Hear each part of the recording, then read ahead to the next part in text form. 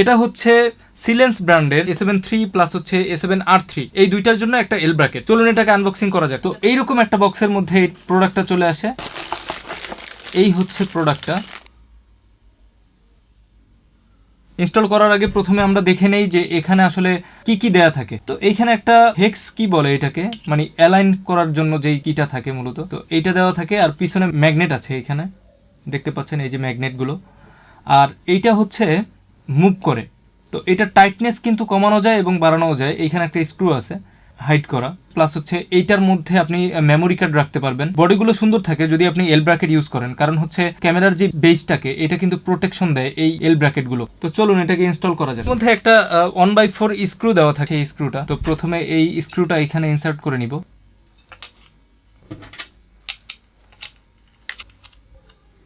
Front সাইডটা দেখতেছেন আপনারা, তো এখানে দুইটা ছিদ্র আছে ছোট ছোট। এই হচ্ছে আমাদের সাইড, যেটা এইভাবে খুলে এই যে ব্যাটারি ইনসার্ট করলাম, দেন হচ্ছে এই যে আবার লক করে দিলাম। এক্সট্রা মেমোরি কার্ড রাখতে পারবেন, এই যে মেমোরি কার্ডের প্লেস। এখানে একটা ছোট করে লিখে দিছে দেখবেন A73। তো এটা মূলত সোনি A73 এর জন্যই বানানো। তো A73 এবং A7R3 বডিটা একদম সেম, দুইটা বডির জন্য এটা পারফেক্ট একটা এল ব্র্যাকেট হবে। কি কারণে আপনি এল ব্র্যাকেটটা লাগাবেন, এর মেইন কারণটা হচ্ছে এল ব্র্যাকেট লাগানোর পরে আপনার যে এই যে গ্রিপটা ধরার, এই গ্রিপটা কিন্তু বেড়ে যাবে। নর্মাল যে এল ব্র্যাকেট গুলো থাকে সেগুলোতে কিন্তু এইরকম কোনো গ্রিপ দেওয়া থাকে না। এই কর্নারটাতে রাবারের যে একটা গ্রিপ আছে, এইখানেও কিন্তু সেম, অলমোস্ট সেম একটা রাবারের গ্রিপ আছে।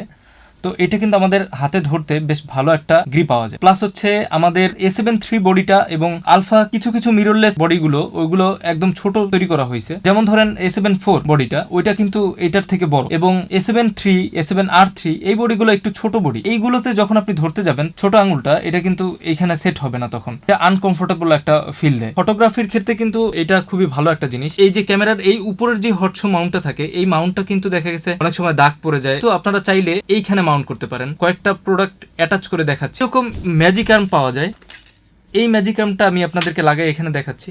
তো এইখানে এটাকে এইভাবে কানেক্ট করে আপনি চাইলে ফ্ল্যাশ, ভিডিও, এলইডি এগুলোকে আপনি এখানে কানেক্ট করতে পারবেন। একটু টাইট করে লাগাই নেবেন, এখানে কানেক্ট করতে পারবেন। এইখানেও তো আপনি একটা কানেক্ট করতে পারবেন। এক্সট্রা এই যে মাউন্টিং সিস্টেম গুলো, এগুলোর সাথে কিন্তু অনেক কিছু অ্যাটাচ করা যাবে। অনেকে আছে যারা হাতে শুট করতে পছন্দ করেন, হ্যান্ড হেল্ড শুটের জন্য সাইড হ্যান্ডেল ইউজ করতে পারেন এই সাইডগুলোতে। যেমন ধরুন আমার কাছে একটা সাইড হ্যান্ডেল আছে। এই সাইড হ্যান্ডেলের মাউন্টিং সিস্টেমটাতে কিছু পরিবর্তন করলে, সব মাউন্টিং সিস্টেম কিন্তু এক নয়। না, এই যে আমি সাইডে এটা অ্যাটাচ করে দিলাম। তো আপনারা যখন প্রোডাক্টটা কিনবেন, এই সাইড হ্যান্ডেল অথবা এই এল ব্র্যাকেট কম্বিনেশন কেনার সময় অবশ্যই আপনারা এই পোর্টটা খেয়াল করবেন। এই পাশের এল ব্র্যাকেটের যে ছিদ্রটা আছে সাইডের, সেখানে কিন্তু অবশ্যই দুইটা ছিদ্র থাকতে হবে, কারণ তা না হলে কিন্তু এটা মুভ করবে। যারা হাতে শুট করতে পছন্দ করেন তারা কিন্তু এখন এইভাবে শুট করতে পারবেন। এখন আপনি চাইলে এইখানে টপ হ্যান্ডেল ইউজ করতে পারেন, হ্যান্ডেলের উপর একটা মনিটর ইউজ করতে পারেন। খুবই সহজ শুট করার একটা উপায় হবে। কেবল ক্ল্যাম্পটা আমি আপনাদেরকে লাগিয়ে দেখাচ্ছি। এখানে কেবল ক্ল্যাম্পের সাথে আপনারা স্ক্রু পাবেন দুইটা, প্লাস হেক্স কি পাবেন। এটা স্ক্রুর মাধ্যমে এটা এখানে মাউন্ট করতে পারবেন আপনি।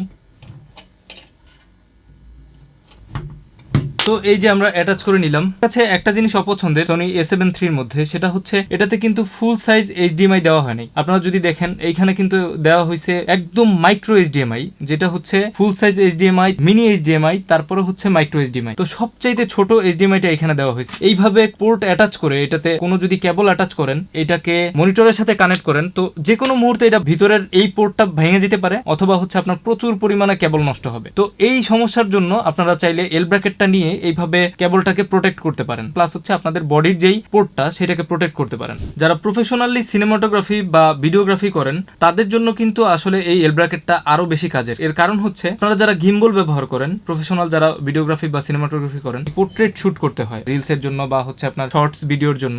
তো সেক্ষেত্রে কিন্তু হরিজন্টাল টু ভার্টিক্যাল চেঞ্জের জন্য একটা অপশন দরকার হয়। এইটার জন্য কিন্তু আমাদের আরেকটা বেস প্লেট কিনতে হবে। এই যে নিচে যেই মাউন্টটা দেখতে পাচ্ছেন এইখানে, তো এই মাউন্টটা হচ্ছে আমাদের আর্কা সুইচ মাউন্ট। এই মাউন্টটা কিন্তু আমাদের ডিজিআই এর যে বিল্ট ইন একটা বেস প্লেট আছে, সেই বেস প্লেটের সাথে কিন্তু অ্যাটাচ হবে না। আমরা ট্রাই করে দেখি। এটা হচ্ছে ডিজিআই RS4 এর যে বেস প্লেটটা, এই বেস প্লেটের এই জায়গাটাতে আপনি ইনসার্ট করতে পারবেন না, কিন্তু RS3 তে এরকম একটা গ্যাপ আছে, RS2 তে এইরকম বেস প্লেট গুলোতে আপনি হচ্ছে এটাকে মাউন্ট করতে পারবেন। সেটা আপনি পারবেন হচ্ছে এইখানটাতে। যদি আপনি এইখানটাতে মাউন্ট করতে চান, এর জন্য আপনার এইরকম একটা বেস প্লেট লাগবে। এটা হচ্ছে এইখানে আর্কা সুইচ মাউন্ট দেওয়া আছে। তো আপনি আপনার যেই এইখানে আপনারা এটাকে ইজিলি মাউন্ট করে ফেলতে পারবেন এইভাবে। এখন কিন্তু আপনি চাইলে এটা দিয়ে গিম্বলে শুট করতে পারবেন।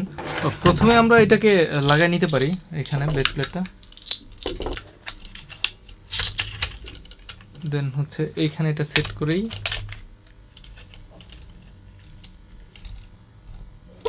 এই তো পুরাতন যেই গিম্বল মডেলগুলো, যেমন ধরেন জিওনের অনেক গিম্বল আছে যেগুলোতে হরিজন্টাল টু ভার্টিক্যালি চেঞ্জ করার যে অপশনটা সেটা নাই, প্লাস হচ্ছে ডিজিআই এর কিছু গিম্বল আছে যেগুলোতে আপনার হরিজন্টাল টু ভার্টিক্যাল চেঞ্জিং অপশনটা নাই। সেই গিম্বলগুলোর জন্য কিন্তু এইটা একটা পারফেক্ট সলিউশন, প্রফেশনালি আপনারা শুট করতে পারবেন। যেমন ধরুন নিচের বেস প্লেটটা হচ্ছে আর্কা সুইচ প্লেট, এটাকে আবার যখন আমরা খুলবো এখানে একটা নব থাকে, এটাকে খুলে ক্যামেরাটাকে আমরা ইজিলি ভার্টিক্যাল করে দিতে পারি।